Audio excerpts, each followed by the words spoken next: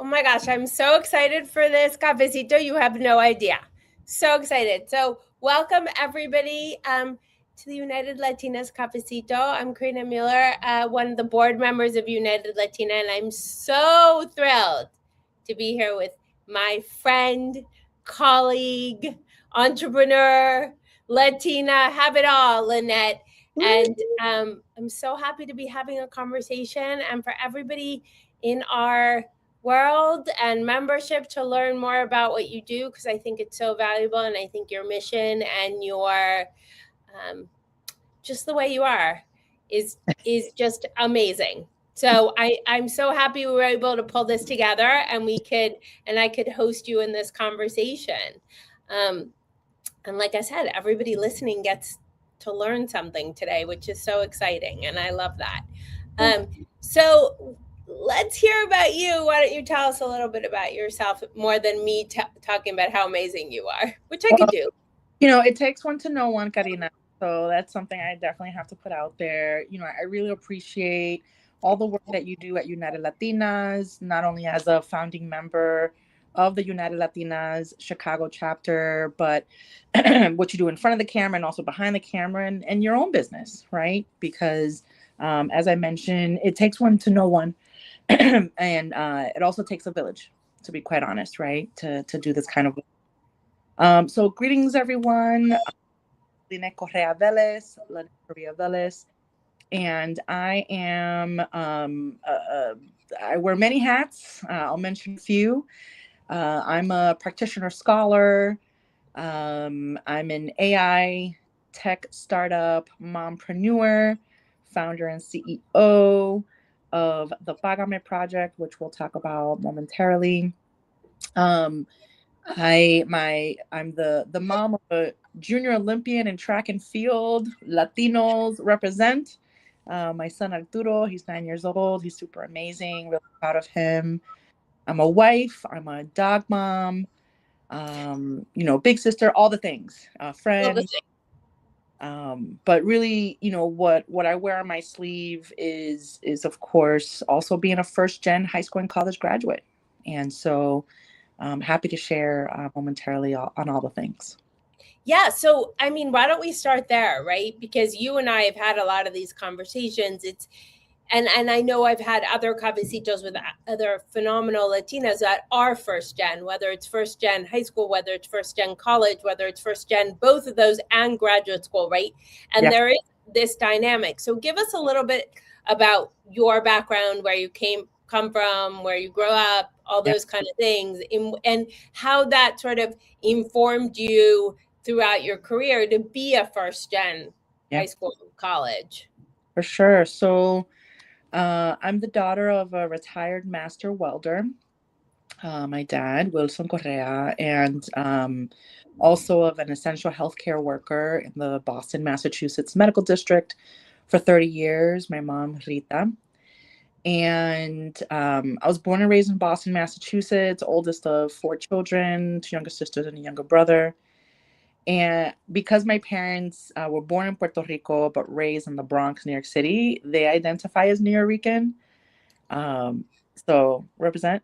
But then I identify as Boston Rican, right? I love that. Particularly in inner city Boston, in Rosendale and Roxbury, Massachusetts. And I did go to a math and science high school. So I'll share that. It was called an exam school. You have to take a special exam to enter. It was one of 3. So there was Boston Latin School, Boston Latin Academy, and then the O'Brien School of Math and Science. I loved both. I loved STEM very, very much, and completely thought I was going to be a pediatrician one day because I loved kids. I mean, you're 17 years old, right? So, I love kids and I love math and science and I want to help kids. And that's what I thought. Okay, pediatrician, ¿verdad? That or meteorologist. I'll share that. But life had a different trajectory for me. So I was part of I'm a programs kid, aside from being a preacher's kid. And one of the programs that I'm an alum of is called the Bottom Line, and they helped high school students get into college, and this was back in the late 90s. Wow. They were very far ahead of their time. Dave Borgel, who's the founder, was my direct college counselor, and I was like one of the first 50 students they ever helped. And that was really influential for me because imagínate, being the first person in my family to have a high school diploma. I'm at this great high school and I had no idea how I was going to go to college. Right. Right. And so this program and Dave helped me kind of figure all that out, received a full scholarship to Leslie College, which is almost like a sister school to Wellesley College and all women's colleges era at that time. Mm-hmm. So I was always a cool nerd, Karina, I'm so not surprised. Not surprised. I dressed fairly well for myself. I've been working at that time since I was 14 and paid bills at a very young age. And I don't know if you've ever talked about the parentification of the primogenita, right? Yes, it is. I like to say that if you're the eldest daughter of a Latino family, it's a very specific role. It is. It is a whole, like, unless you're a part of it, you really don't understand it. And that is not to offend any younger siblings of Latino families, but when you are the eldest daughter, it's a whole different role. It really is. And so have held that role my whole life. From Leslie College, worked a few years in nonprofits, specifically in career development. So that's where my career coaching expertise started formally right out of college. And then when the Great Recession happened in 2007 in Boston, around that time, I was part of national layoffs at a nonprofit at that time, and decided to kind of just jump and start my own thing. And that's when Chameleon Career Coaching and Career Coaching for Kids started, and my sort of path to as my personal mission, assisting diverse individuals and groups with their respective career paths, so that they can live their best lives. And so, amazing. Pause there. No, you can keep going. You don't need to pause. Keep going. I'm enjoying it, and I think people that are listening are enjoying it too. So keep going. Yeah. So from there, I had my EdTech social enterprise for a few years. Started getting into my 30s, and I was like, oh, I think I do want to have kids. Lived a very good life in my 20s and early 30s. And then, be careful what you ask for because you just might get it. Right. Met my then person, now husband at the time. And he was accepted to a PhD program at the University of Illinois at Urbana-Champaign.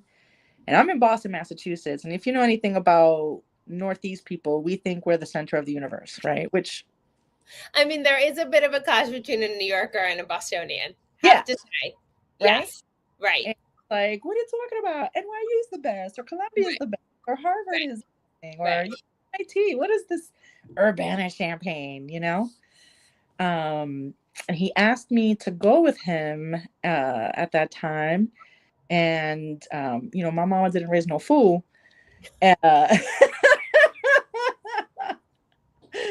And so I had him to ask me a different question. Right. And he did. And so definitely popped the question at that time. He's always been my biggest fan and cheerleader, and just sat me down one day and with any very ambitious woman, turned my attention towards what my future could be like. And he's like, look, I love that you have your bachelor's degree and all these certifications, but I think you need your master's. Wow. ¿De qué tú estás hablando? And he was like, check out this program. And there was a really cool master's in education and tech program at Urbana-Champaign. I applied, got accepted, and we were both two grad students of color driving in a 2000 Ford Taurus from Boston to the cornfields and soy fields of Illinois. I love that. Can we go back to something for a second? When you talk about the Great Recession and then you decided to do your own thing, Yeah. where'd you find that motivation? Right? Yeah. Because a lot of times I find that when we deal with an adverse situation or something that's out of our control because there's a recession or we get laid off or those kind of things, and it's not a direct reflect on our how we work or how we perform, but we have to come up with another solution. And I would love to hear your thought process on, okay, here's what I'm dealing with, but I can go do this. Yeah. So I don't know how I knew this, but at a very young age, I always knew there was a certain way that people expected you to live your life. There's also kind of like the bigger societal way of living your life. And then there's a third way. And I was always very attracted to the third way of doing things, the third way of thinking about things. Um, and again, I really don't know that where that really comes from, but I was always very innovative and curious and a bit of a risk taker. If I think back a little bit deeply, maybe it's because both of my parents were entrepreneurs in their own way. Right. Although my dad was a welder and my mom was an essential healthcare worker, interestingly enough, and they have their, had their respective GEDs at the time. They had access to someone, I want to say maybe it was in their church, that exposed them to financial advising, and then they became they moonlighted as financial advisors for Smith Barney for almost 10 years. That's amazing. Yeah. And so that kind of gave me a really interesting childhood because Yeah. although we were in the Boston Housing Authority of Rosendale and Roxbury, Massachusetts, and the projects, I still had summers in Waterville Valley in New Hampshire and, traveled to different mansions within Western Massachusetts, New Hampshire, actually, and Maine. And so there was this, unbeknownst to me at like 12 years old, right? But now I can figure that out in my mid 40s. Um, I was exposed to the have and have nots at a very young age. And I was also exposed to certain nonverbal communication and practices and ways of thinking at a very young age. That was both really giving me some early entry to not only the school of hard knocks, Right. but other types of schools of thinking, right? And how various families in different socioeconomic backgrounds have certain materialistic things, but also have certain values and or not, right? And so I think that's carried me fairly well in my life and in my career, and I still learn from that till today. That's amazing. So it was an ed tech, an educational tech platform that you had for a few years. For a And few then years, what happened when you went to do your master's? You kind of shut it down or you kept it going? yeah. So, So I shut it down. I had a staff of about five. And it was really hard because we were onto something. I had it for about 8 years, almost 10. wow. Um, and like with any tech startup, that's how long it takes for, to see profit, right? It's not like what they show today that it's like it pops off in 6 months, right? Or No. gets bought out in a year, right? It really does take about 10 years. And as a matter of fact, uh, Spot Hero, which is the online app to find a parking spot, uh, based here in Chicago, was just bought out by Uber, and they've been around for about 10 years, right? So that's Yeah. just cool. Um, but I think the entrepreneurial spirit was kind of, embedded in me at a very Mhm. that exposure. So when I was part of national layoffs during the Great Recession, my brain went immediately like, "Tengo que empezar algo, right? I gotta start something." Uh, Right. that's where my spirit kind of guided me at that time.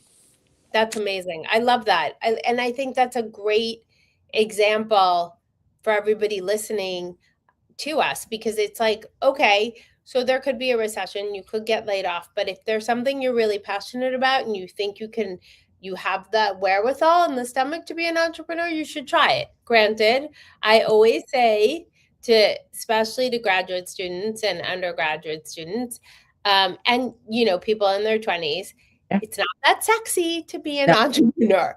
not You at all. have to have a very specific personality. Like it's amazing, it's great. We both are, but you have to be ready for sleepless nights. You have to be ready for stomach aches. You have to be ready to deal with people you may not want to deal with. There's a lot of things. And Eat there's also, sorry? Eat ramen noodles. Yes, exactly. And there is something to say for corporate and the stability of it, Right. right? It there's no right or wrong. It's just you need different kinds of personalities. Okay, so let's get back. So you do your master's, and Yeah. where do we go from there?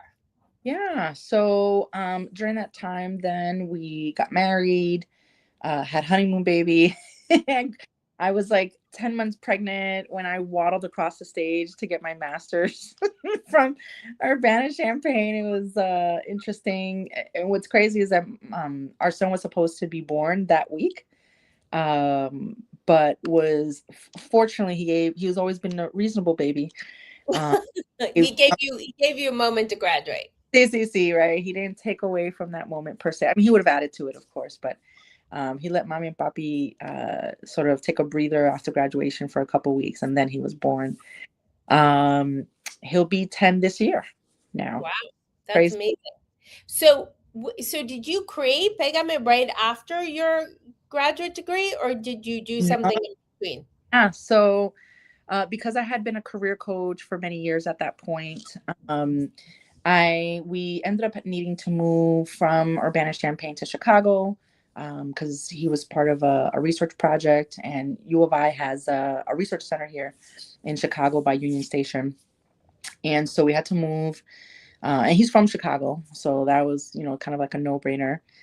And when we got to Chicago, I naturally thought of career services in higher education because I was kind of doing some of that work as a graduate assistant during my master's degree at that time at U of I, and worked at a 4-year institution. Then I worked at a 2-year institution. So Joliet Junior College, that was like the first community college in the United States, based here Wow. in Illinois. So I was the director of career services there at that time. But the commute was kind of a lot because, we ended up buying a house here on the south side of Chicago, and then ended up working at City College of Chicago for a little over 2 years. Gave myself a little bit of a raise and worked at a national nonprofit, became the founding VP of leadership programs at that time. And then, I ended up getting that entrepreneurial itch again. As one does, as one does. Oh, no quería dejarme quieta, I didn't want to leave me alone. And again, I don't know if it's the ancestors that are like putting, certain things in my spirit to do, but and I call it the amazing blessing of being part of budget cuts at that time.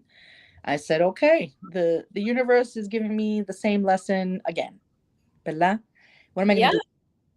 And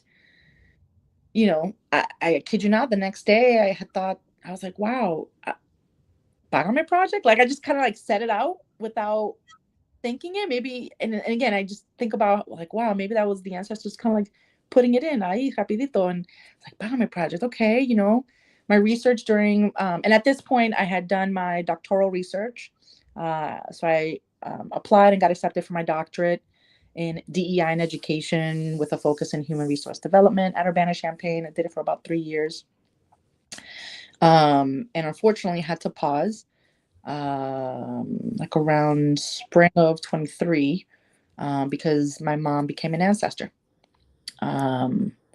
in fall of 22 due to ovarian cancer. And so thank you. I reclaim that experience, and I say it that way very intentionally because I still feel her all the time, and she's both closed doors and open doors for me since then. That's amazing. To protect me, right? So tell us a little bit about Pagame Project. And I want to ask you, because I know there's an AI component and that's like the buzzword now and everybody talks about AI. So let's talk a little bit about what you do. But also, before you tell me about that, I spend a lot of time with entrepreneurs and founders, both diverse background and everybody, male, female, young, old. So I was taught recently a great expression, the little d and the big D of diversity. Yeah. And I think that's great. So I've stolen it. Inspired by it. Yeah, it's all good. Yeah. And what I constantly hear is AI is going to take my job away. AI is going to take my kid's job away. There's no future with AI. What are we going to do? And, as a behavioral scientist and as a person that deals with stress and helps people with their wellness and their stress, I spend a lot of time talking about that. But I would love to get, and I do definitely want to talk about your business and where it goes, but I would love to get your perspective on this because I think it's valuable for everybody that's listening, whether they're younger Latinas in the workforce or Latinas with kids in the, workforce or in high school or college or graduate school. And I think this is a huge topic. And since you've done all the career development and coaching, I'd love to get your input on some advice or some practical knowledge for everybody listening. Yeah, for sure. So I have a love-hate relationship with artificial intelligence, particularly because number one, it's here. It's here, right? I might look slightly youthful, but I remember a time when the same conversations were happening when the internet became mainstream. Yeah. Oh my gosh, the internet's going to take our jobs. Oh my gosh, nobody's going to be able to survive. And then, a few years later, there was like Y2K. Oh my gosh, the world is going to go up in flames, Y2K. So what they're saying is that we're definitely in the fourth revolution. Artificial intelligence and the sort of creation of that and the learnings of that is happening right now in real time. And either very similar, you either learn the internet or you don't. Right. And you stay behind. But it would behoove, everyone, at least working adults and, individuals over the age of, 16 to learn artificial intelligence, to learn a little bit of. Uh-oh. I'm sorry. We seem to have lost Lynette for a moment. Hopefully she will come back. There she is. Sorry about that. It's okay. And to at least be able to learn it, to not be afraid of it, learn the basics of it. And depending on your curiosity and interest, if you want, master it, right? Because they definitely, the world needs good-hearted individuals that know how to train an AI, right?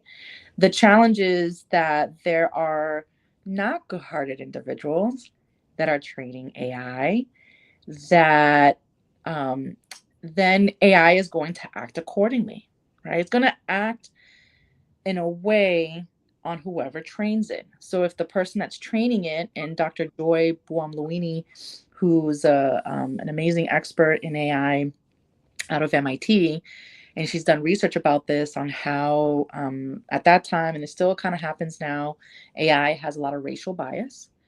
And she's trying to get ahead of that globally, which I love her research on that. If you're able to then train the AI in a way that it does good, then it's a tool for us to use in our daily efforts. Yes. Whether it's making a decision, whether it's being curious about a particular topic, whether it's helping you plan a vacation, whatever the case may be. And so I love it for that. I hate it because it is a lot, right? And it's a lot to learn. But I definitely encourage people to not be afraid of it. And most people don't like the things that they're afraid of. Right? Yes. And the unknown. It's like, oh my gosh, I don't know about that. I don't like it. Right. Right. But I encourage people. Basically what I say is it's here to stay and it's only going to keep going. So you can either get stuck in the fear or the fear for yourself or for your children or your loved ones or anything like that, Yeah. or you learn to cohabitate with it and you Right. learn to work with it. And so to me, that's sort of the practical tool is it's here and it's how you face it. So Yeah. let's talk about Pagame because unfortunately we're going to run out of time. Yeah. How many more minutes do we have? Oh, maybe 5, 10. We'll God. figure it. So much to talk about in so little time. Okay. So with that said, I also believe that AI needs to be in partnership with humans, right? Yes, totally. Because of its bias, particularly gender bias at this time. And so the Pagame Project is a generative AI and human mediated economic mobility platform that thinks deeply about the future of work and seeks to close the women's wage gap globally through our maternal proprietary Gen AI career coach agent named Rita AI. I love it. Which is, of course, in memory of my mom, who was, she herself was like a human library and resource broker. So Rita AI will be very similar to any female subscribers of our platform and enterprise partners of our platform. So we're a B2C, but also a B2B2C tech startup based here in Chicago, Illinois. We're pre-seed, so we're developing, and we're a small team of 3. And we really want to help any working age woman, whether she's mid to senior level or executive level professional, on attaining the pay that she deserves and the opportunities, the career opportunities that she deserves. So if you're ready for that, please reach out to me on LinkedIn. I'm sure the link can be shared in the chat. And I'm really excited about it. It's something that's really unique and it's quite frankly needed. Research shows that women will not attain pay parity until the year 2147. Wow. Which is crazy. It's totally crazy. But I feel like this is kind of the culmination of like who you are and who you're like informed by your where we started this conversation, right? Like informed by your family and your history and your background and all of that. I feel like you've kind of found that secret sauce for yourself, which is, that sort of practical information or tool that I love to leave people with when they're listening to these cafecitos is like, well, here's, Lynette found an opportunity, right? She brought in all her informed experience. Yes, you studied, and I'm not diminishing any of your lovely degrees and all your certifications, but it's kind of like you saw a reality, and the reality is AI is here, but there's also a human aspect and there's a need, right? And so I love that you kind of brought all that together. You said, okay, we need to support women in pay parity, which is, I think, one of the hardest things, and I'm guilty of this, and I think most women are, is negotiating for ourselves and negotiating what we deserve, right? Whether it's a salary, whether it's a position, whatever it is, right? And so I love that you are actually taking AI for a positive, bringing in the human aspect and saying, there's a way to do this, right? And that's what I always like to say to people. It's like AI is here to stay, and you're 100% right in that you should learn it, but we still need human beings, and we still need human beings in our life, and there needs to be a combination. And so I love that your mission and what you're saying to the world is there's a combination, and find it, right? And make it work for you. Mm-hmm. Make it work for you. And I'm obsessed with the problem. I'm so just as obsessed with the solution, right? And one of the things that I want to encourage, whoever's listening, especially my Latinas that are listening, why not you? Like, if you want to start that business and you have even half of what's needed to get it started, start it, right? My biggest regret would be if I didn't start it. And I'm very privileged to say that I have a husband and a son that loves their mommy and wife enough to support me in this crazy global idea to support women around the world. Pero why not me? I'm a former corporate banker. I have all the education and experience. I have Right. the passion for it, and I'm able to bring people together to help me build it. So why not? No, ¿Verdad? I think it's amazing. But even on the flip side, I think your messaging is strong to people in corporate too. Why not you? If you want that position or you want to change um, areas or you want to make a move within the company or make an impact, why not you? That's right. You should find your voice and find what aligns with you and come forward, right? And We again, need. yeah, and you can use AI in that, right? I mean, they can use a Pagame, but they could also use other things of AI. But it's sort of like, why not you? That's Find, right. find that passion, find that interest that you have, and follow that journey, whether it's corporate, whether it's entrepreneur, whether it's small business, whether it's nonprofit, whether it's healthcare. But and I always like to say that the Latina superpower, and I talked about this with Ashley, is that sort of agility and creativity. And I think you also exemplify that ability to like pivot and move and keep going. I think it's really a Latina superpower. Really is. Our, our foremothers and forefathers have busted their butts in ways that we can only imagine. And they've gone through a lot, but we also have generational strength. And that's something that I know my New Yorican mother gave me, and her, Puerto Rican mother gave her, and that I'm embedding, along with my husband to our Afro Puerto Rican son. And so, this work is extremely needed, is extremely important. And so excited to be part of United Latinas because of that, because of your respective mission, as well as in alignment to ours and mine personally. Yes. Thank you for that because we are working very hard at United Latinas to be united. That is the whole thing. We need to uplift each other and be united and move each other forward. So, where can people find you, get in touch with you if they have a career question, if they want help, knowledge, Yeah. all of it? Uh, so I'm definitely on Instagram at Critical Career Coach. I'm on LinkedIn at Lynette Correa-Velez.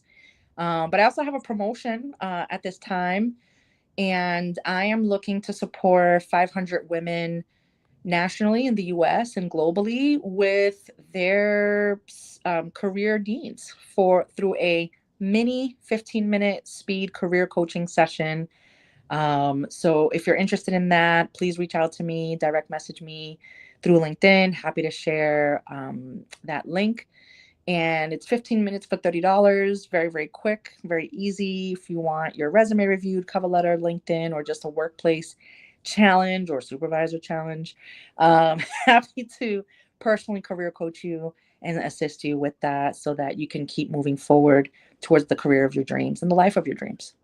Wow, that's amazing. Thank you for mentioning that. And for all of you listening to us, please join us at United Latinas. If you aren't members already, please become members.